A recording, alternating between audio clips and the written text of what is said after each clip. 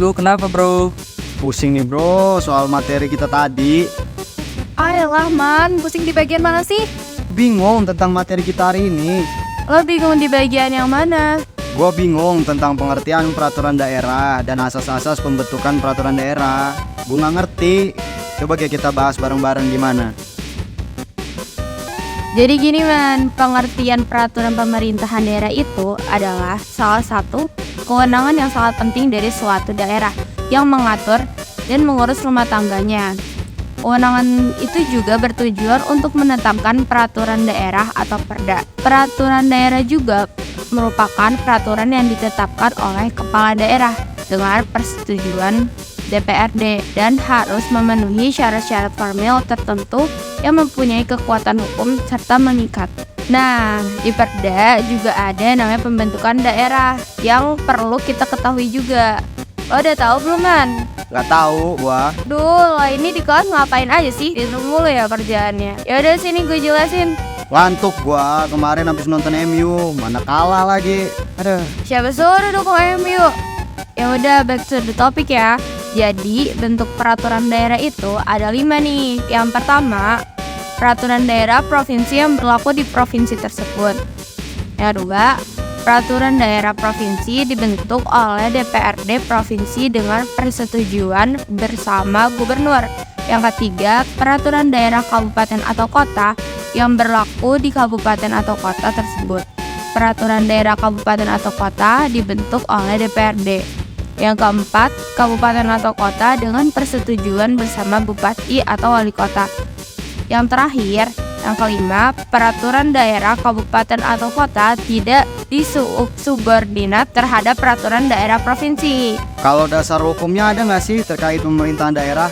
Jadi dalam Undang-Undang Nomor 23 Tahun 2014 tentang pemerintah daerah dinyatakan dalam ayat 2, yaitu pemerintahan daerah adalah penyelenggaraan urusan pemerintah oleh pemerintah daerah dan Dewan Perwakilan Rakyat Daerah menurut asas otonomi dan tugas pembantuan dengan prinsip otonomi seluas-luasnya dalam sistem dan prinsip I sebagaimana dimaksud dalam Undang-Undang Dasar Negara Republik Indonesia tahun 1945.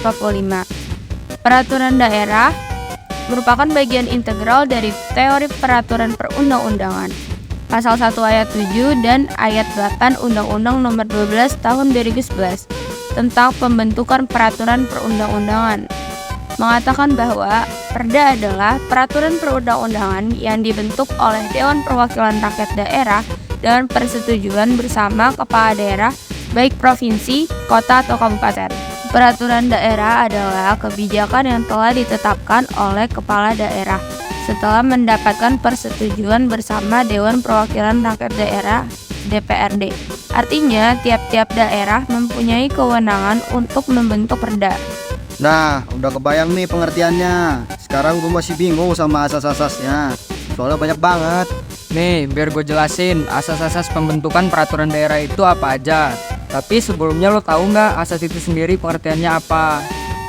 Yang gue tahu cuman asas konteks hukum. Jadi asas dalam konteks hukum adalah prinsip dasar yang menjadi acuan berpikir seseorang dalam mengambil keputusan-keputusan dalam hidupnya. Itu bener, tapi pengertian asas dalam konteks pembentukan perda dalam pasal 5 Undang-Undang Nomor 12 Tahun 2011 diatur dalam peraturan perundang-undangan yang baik dan harus meliputi asas berikut.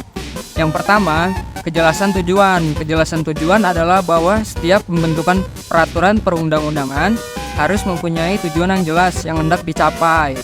Yang kedua, kelembagaan atau organ pembentuk yang tepat. Kelembagaan atau organ pembentuk yang tepat adalah setiap jenis peraturan perundang-undangan harus dibuat oleh lembaga atau pejabat pembentuk peraturan perundang-undangan yang berwenang dapat dibatalkan atau batal demi hukum apabila dibuat oleh lembaga atau pejabat yang tidak berwenang. Yang ketiga, kesesuaian antara jenis dan materi muatan. Kesesuaian antara jenis dan materi muatan adalah dalam pembentukan peraturan perundang-undangan harus benar-benar memperhatikan materi muatan yang tepat dengan jenis peraturan perundang-undangan.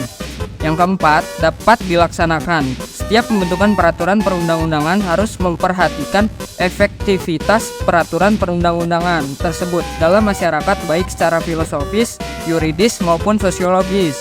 Dan kelima, kedayagunaan dan kehasilgunaan. Kedayagunaan dan hasil kegunaan adalah setiap peraturan perundang-undangan dibuat karena memang benar-benar dibutuhkan dan bermanfaat dalam mengatur kehidupan bermasyarakat, berbangsa, dan bernegara. Yang keenam, kejelasan rumusan setiap perundang-undangan harus memenuhi persyaratan teknis penyusunan, sistematika, dan pilihan kata atau terminologi, serta jelas dan mudah dimengerti sehingga tidak menimbulkan berbagai macam interpretasi dalam pelaksanaannya. Dan yang terakhir, keterbukaan dalam proses pembentukan perundang-undangan, mulai dari perencanaan, persiapan, penyusunan, dan pembahasan bersifat transparan. Setahu gue ada lagi deh asas lain, seperti asas-asas yang harus ada dalam peraturan daerah. Ada pada pasal 6 Undang-Undang Nomor 12 Tahun 2011 diatur mengenai asas yang harus dimuat dalam peraturan perundangan, yaitu sebagai berikut. Yang pertama, asas pengayoman, bahwa setiap materi muatan perda harus berfungsi memberikan perlindungan dalam rangka menciptakan ketentraman masyarakat. Kedua, asas kemanusiaan, bahwa setiap materi muatan perda harus mencerminkan perlindungan dan penghormatan hak-hak asasi. Yang ketiga, asas kebangsaan, bahwa setiap muatan materi perda harus mencerminkan sifat dan watak bangsa Indonesia yang pluralistik atau kebinekaan dengan tetap menjaga prinsip negara kesatuan Republik Indonesia. Keempat, asas kekeluargaan, bahwa setiap materi muatan perda harus mencerminkan musyawarah untuk mencapai mufakat dalam setiap pengambilan keputusan.